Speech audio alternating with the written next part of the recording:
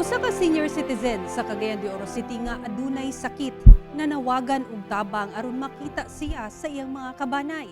Dugang detalye sa report ni Cyril Chavez. Kini si Tatay Danilo Padinho, 74 anyos ug nag-inusara na lamang sa kinabuhi. Ingon ani na ang kahimtang ni Tatay karon tungod sa sakit na tuberculosis nga bag-o lang nahibaw-an diyang nadala siya sa ospital. Sigon ni Riza Mari, kinsa katabang kang Tatay Danilo, nailhan niya ang tigulang nga usa ka street vendor ug walay ginauli ang pamilya. Tubong Cagayan de Oro kuno si Tatay apan miadto sa kauluhan kaniadto aron magtrabaho ug mibalik tungod sa kapait sa kinabuhi sa Manila ug sa wala pagkasinabot sa iyang anak.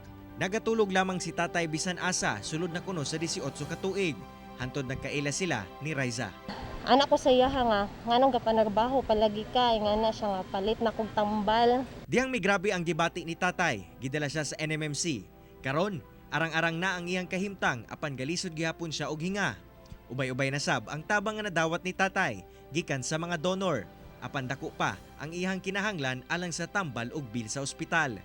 Buot sab kuno ni Tatay nga manawagan aron makita siya sa iyang anak ug uban pang mga kabanay nga gituhuan niyang tuas sa kauluhan.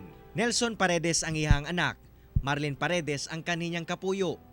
Rustom, Wena, Marlene ug Wilfredo Raganot sab ang mga igsuon nga iyang mahinumduman. Sige ka kong post kay para makita bitaw sa iyang family bitaw, basi di ay kuan. Alang sa mga buot mo tabang kang Tatay Danilo, mamahimo ninyo mapadala ang inyuhang tabang sa mga numero nga makita sa TV screen.